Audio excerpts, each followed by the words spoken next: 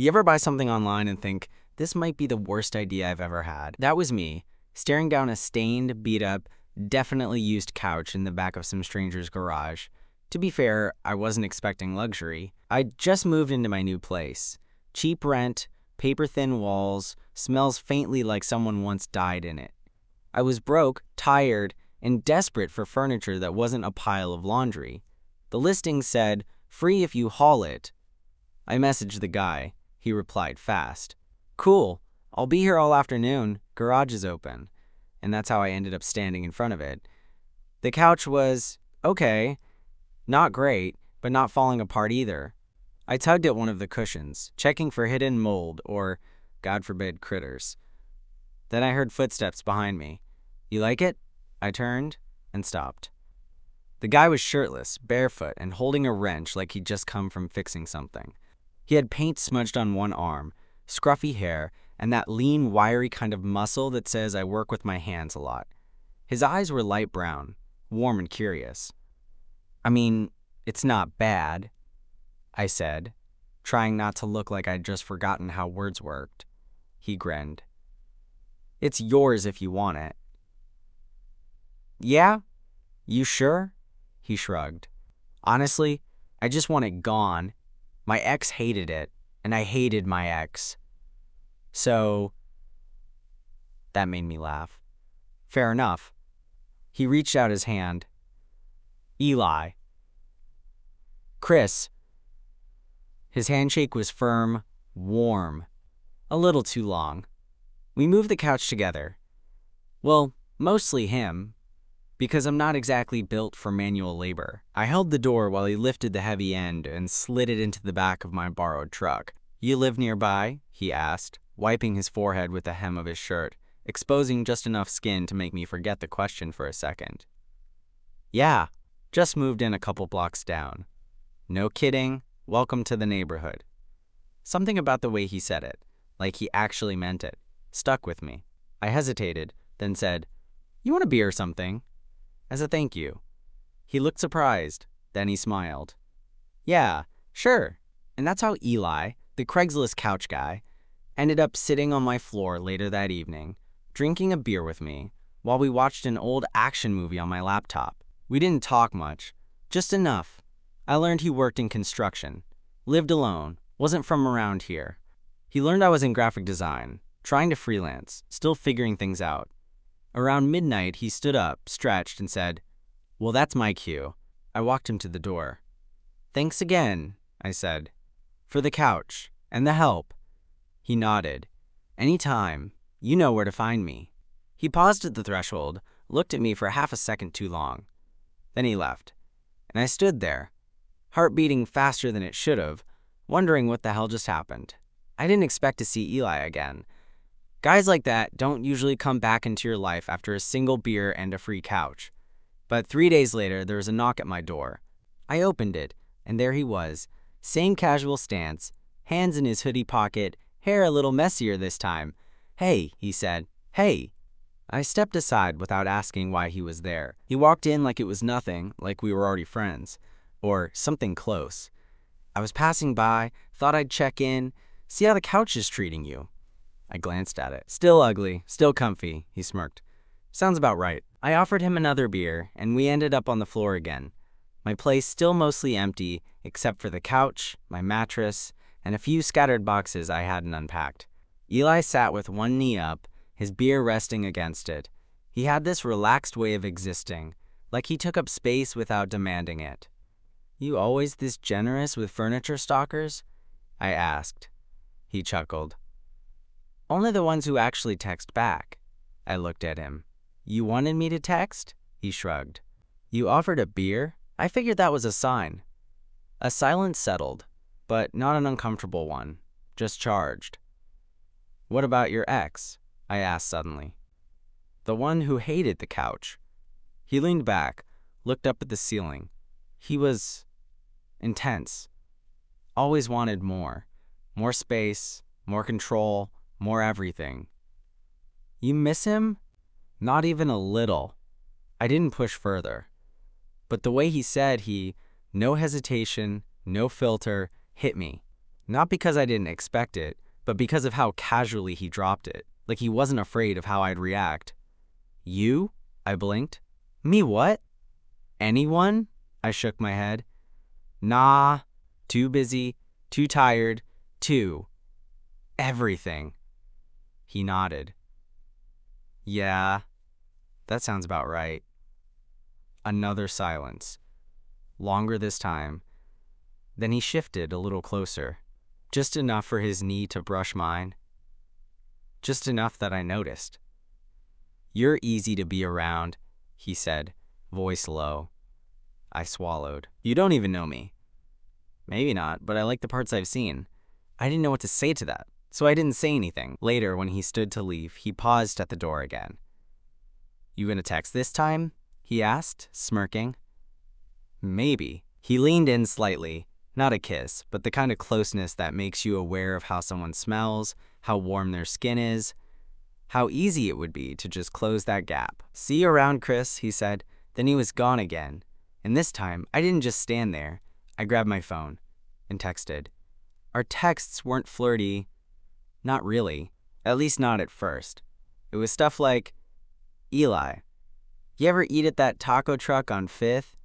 Me. Once. Got food poisoning. 8/10 would risk again. Or me. You still working construction this week? Eli. Always. My shoulders hate me. My back too. I'm basically 80. And then, a week after the second visit, he texted, Eli, you home? I was. 15 minutes later, there was another knock. This time, he brought food. Hope you're not vegetarian, he said, holding up 2 paper bags that smelled like pure heaven. I wasn't. We sat on the couch, his old couch, balancing takeout boxes on our knees, watching reruns of some show we weren't really following. At some point, he asked, You always this quiet? Only when I'm comfortable, I said. He glanced over. That's a good thing, right? I nodded. Yeah, it is. The couch dipped as he shifted closer again. Not dramatically, just enough. I could smell his skin, clean sweat, sawdust maybe, or something earthy. His thigh brushed mine, stayed there. There was this beat, like a pause between notes in a song. Not silence, just that hang time before something changes. He looked at me, eyes steady. You ever think about it? He asked. My heart skipped. Think about what? Us. Or something like us. I didn't answer right away. Not because I didn't know, but because I'd been trying not to think about it since the first night he came over. He kept going. I don't mean something heavy. I'm not trying to move in or make it weird. I like this. Being here, talking to you, sharing silence. I looked at him. He was serious. Nervous, maybe, but not unsure. I think about it, I said. His jaw clenched a little. Not in anger, in relief. That night you came for the couch, I said slowly. I didn't expect anything, but when you walked away, I wanted you to turn around. He didn't say anything at first. Then he whispered, I almost did. He set his food container down. I mirrored him. We sat there, neither moving, until he said, Can I kiss you? My breath caught in my throat, and then I nodded. It wasn't dramatic. There wasn't music swelling or clothes flying. It was slow, careful. His hand brushed my cheek before his lips touched mine. Soft at first, testing, almost shy, like he was asking again, even now. And when I kissed him back, everything else fell away. The noise, the past, the second guessing. It was just him, just us, on a beat-up couch that suddenly didn't seem so ugly anymore. After that kiss, things didn't explode into some whirlwind romance. There weren't sudden declarations or wild confessions. But something changed. He stayed that night, not planned. He just didn't leave. We didn't sleep together. Not like that. He just stayed. We lay on the couch, tangled up like we'd always fit that way. His arm draped over my chest, his face pressed against my shoulder. The TV played softly in the background, but neither of us was really watching. At one point, I felt his breath on my neck. Not heavy, just there. Soft, real. "You okay?" I whispered. He didn't answer right away. Then, "Yeah, just haven't done this in a while. Not like this." "Done what?" He shifted a little. "Let it feel easy." That hit. Because it did feel easy. That was the weird part. Like my body already knew how to hold his. Like our rhythms had synced before our heads even caught up. I didn't sleep much that night. Not because I was restless, but because I didn't want to waste a second of it. He stayed until morning. Got up, stretched, and yawned like he'd done it 100 times before. "Your couch is still a piece of shit," he muttered. I smirked. "You gave it to me." And now I regret it. He scratched the back of his neck, shirt riding up just enough for me to see the edge of a tattoo on his side. I hadn't noticed it before. It looked old, faded. I wanted to ask about it, but I didn't. Not yet. Instead, I said, "You want coffee?" He nodded, rubbing his eyes. "God, yes." While I made it, he wandered around the apartment like he lived there. Opened the fridge, looked through a few of my books, found my phone charger, and plugged his in. When I handed him his mug, he gave me this look, quiet and warm, like we were already something. The next few days, I kept waiting for it to fade, for him to disappear like guys sometimes do after a vulnerable moment, for him to pretend nothing happened. But he didn't. He texted like normal. "Eli, you eat today?" "Eli, I'm coming over after work. You better not have started another bad movie without me." Then one night he showed up with groceries. "Hope you like spaghetti," he said, lifting the brown bags like a proud suburban dad. I just stood there, blinking. "You're cooking?" "Don't look so shocked," he said. "I can boil things." We made dinner. Together. Our shoulders bumped as we moved around the tiny kitchen. He burned the garlic bread, and we laughed so hard I nearly dropped the pot of pasta. After we ate, we didn't go straight to the couch. We stood in the kitchen, the dishes still in the sink, the room quiet except for the hum of the fridge. Then he leaned in again, slower this time, more sure. His hands found my waist. Mine found the back of his neck. The kiss deepened, less careful now, more familiar. My back hit the counter. He pressed closer. I could feel the heat of him, the way his fingers curled at the hem of my shirt. Still no rush, but no hesitation either. We eventually made it to the couch, fell into it, laughing, mouths finding each other again between stolen breaths. I don't remember how long we stayed like that, only that I didn't want it to end. He started leaving little things behind. A hoodie draped over the back of a chair, a phone charger plugged in beside my bed, a pair of socks that mysteriously migrated into my laundry. It wasn't intentional, I think. It was just happening, slowly, quietly, like him carving out a space in my life without either of us saying it out loud. And I didn't mind. If anything, I caught myself looking for those little signs. I'd find his coffee mug in the sink and feel weirdly content. Like he'd become part of the apartment in a way the couch or the furniture never had. We didn't talk about what we were. There were no "are we boyfriends now" conversations. No DTR. But we were something. Some nights he'd crash on the couch after work, too tired to do anything but kick off his boots and groan as he stretched out. Other nights, we'd end up in bed together. Not always sexual, just close. His arm around my waist, my hand resting on his chest. One night, while we were watching some dumb reality show, he suddenly said, "You're easy to come home to." It wasn't dramatic. He didn't even look at me when he said it. Just stared at the screen, chewing on a toothpick, casual as anything. But I felt it like a punch to the chest.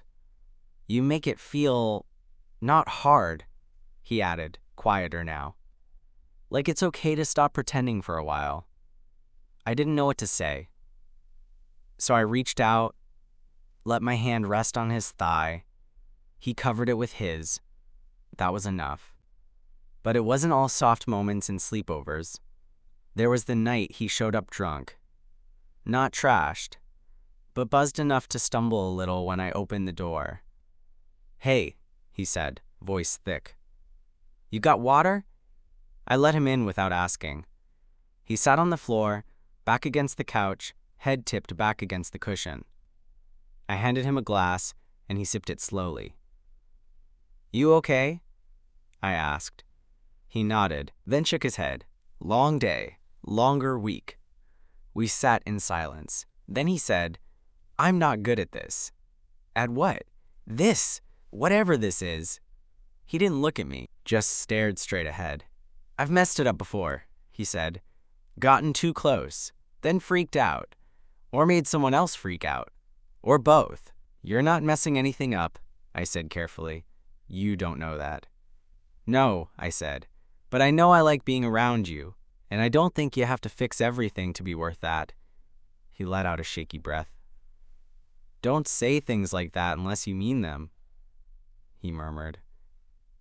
"I wouldn't," I said. He turned his head then, finally looking at me. His eyes were glassy but clear. "You're kind," he said. "Not always," I replied. "You are with me." That night, he didn't kiss me. He just lay down on the couch, pulled the blanket over himself, and held my hand until he fell asleep. It was a week later when we finally crossed that line. Not out of some burning, desperate need, but something slower, warmer. Like we'd both been waiting for the moment to feel right, and suddenly, it just was. He came over late. No text beforehand. Just a knock, and there he was. Hoodie zipped halfway up. Hair still damp from a shower. Eyes tired but soft. "You want to come in?" I asked, though I already stepped aside before he answered. He walked past me, quiet. He looked around the apartment like he always did, like it was his in some small, unspoken way, and then turned. "Missed you this week," he said, voice low. My throat tightened. "Same." I expected a hug, or maybe just a brush of his hand across mine, but instead he reached for my face. His palm warm, thumb gently grazing my cheek, and kissed me. This kiss was different. It wasn't hesitant. It wasn't testing. It was deep, intentional. His hand slid down my back, gripping the hem of my shirt. Mine found his waist, pulling him closer. We moved together slowly. No rush, no fumbling, just the steady gravity of two people who'd been orbiting each other long enough to know what they wanted now. Clothes came off piece by piece. His hoodie, my t-shirt, his jeans. Everything felt deliberate, quiet, intimate. Like every touch said, "I know you. I trust you." When we got to the bed, neither of us said a word. We didn't need to. His body pressed against mine, warm and solid. Every time he touched me, it felt like something unspooling inside me, something I hadn't realized I had been keeping tight for years. There was nothing hurried or mechanical about it, no performance. It was closeness, connection. At one point, I looked up at him, his hair falling into his face, eyes searching mine, and said, "You okay?" He nodded. Then, barely above a whisper, "Yeah, this feels right." And it did. After, we didn't move right away. He lay half on top of me, his arms slung across my chest, our legs tangled. His breath was still a little fast. So was mine. I ran my fingers along the curve of his spine, memorizing the shape of him. He kissed my shoulder. Then my neck. Then just rested there, quiet. "I don't want this to be temporary," he said after a long silence. I blinked. "Me neither." "I'm not great at relationships," he said. "I'm not asking you to be perfect," I replied. He looked at me then, really looked. His eyes were darker in the low light, but the softness was still there. "I want to try," he said. I smiled, slow and steady. "Then we will." And just like that, a line that had been there for weeks, maybe months, faded away. The morning after felt different. Not awkward, not tense. Just quiet. Safe. I woke up before him. Sunlight was slipping through the blinds in those soft, golden lines that make everything feel a little more like a movie. Eli was still on his side, facing me, one hand loosely resting on my stomach, his breathing slow and even. I didn't move. Didn't want to. I just watched him, and for the first time in a long time, I felt settled. Eventually, he stirred, Eyes half closed, hair a complete mess, mouth pulling into this sleepy almost smile. "Hey," he mumbled. "Hey." He stretched, groaned a little, then tucked himself in closer like he wasn't planning on getting up anytime soon. "Is it weird that I didn't sleep like shit for once?" he asked into my chest. "No," I said, smiling into his hair. "It's kind of nice." We stayed in bed longer than we should have. It was Sunday. No alarms, no emails, no rush. Around 11, I finally got up to make coffee. He followed, barefoot and shirtless, stealing one of my mugs and leaning against the counter like he'd done it 100 times before. He caught me looking. "What?" "Nothing," I said, grinning. "You just look like you belong here." His smirk faded a little, replaced by something quieter. "I want to," he said. That stayed with me the rest of the day. We started falling into patterns after that. Not routines, not yet, but patterns. He'd come over after work, tracking sawdust through my front hall. I stopped caring. He'd make dinner sometimes, even when it was just scrambled eggs and toast. He'd stay the night more often than not, always leaving a few things behind. By accident. One night, I caught him folding my laundry without asking. Just doing it. Like it was the most natural thing in the world. I stood in the hallway, watching him for a second too long. He noticed. "What?" I shook my head. "Just didn't expect you to fold my underwear."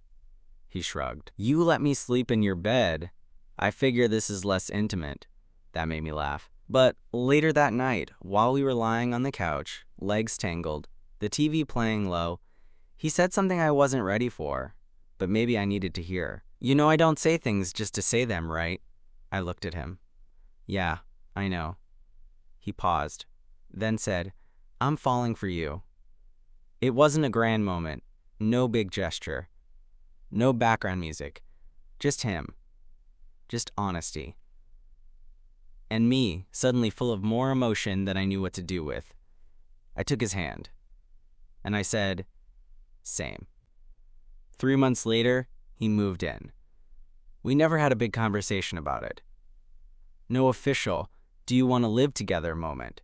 He just stopped going home. More of his stuff showed up in the apartment. Toothbrush, then work boots, then a box of old books that lived under the bed.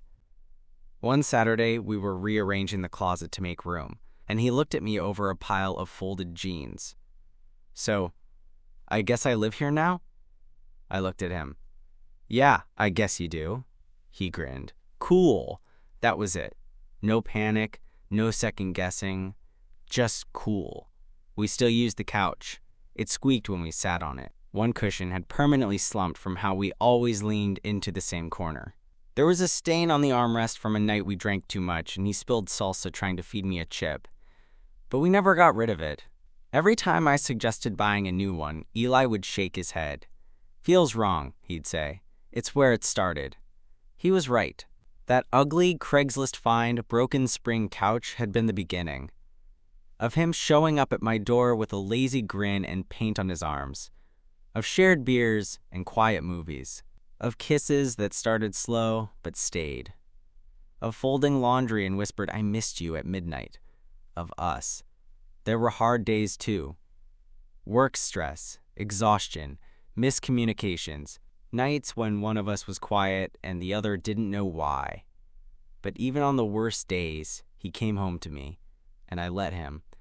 Sometimes we'd fight, small, stupid things, but we always came back to the couch, sat side by side, knee against knee, silent apologies in the space between us, until one of us finally reached out first. It was never perfect, but it was real. And it was ours. One evening we were lying there, the TV off, the room dim. I was half asleep, my head on his chest, listening to the slow rhythm of his breathing. He shifted under me, then said, "You know I love you, right?" I opened my eyes. "You've never said that before." He looked down at me, almost nervous. "I know," he said. I didn't want to say it until I was sure. I sat up a little, searched his face. "You're sure now?" "Yeah," he said. "Have been for a while." I just didn't want to mess it up. You're not, I said. Then I kissed him, soft, certain. I love you too. The couch stayed with us even when we moved apartments a year later. Eli tried to protest, said it wouldn't fit, that we deserved something better. I didn't care. We squeezed it through the door, set it down in the new living room, and we sat on it that first night, side by side, eating takeout straight from the bag, laughing about how bad the moving day had gone. Same as the first night, but different in every way.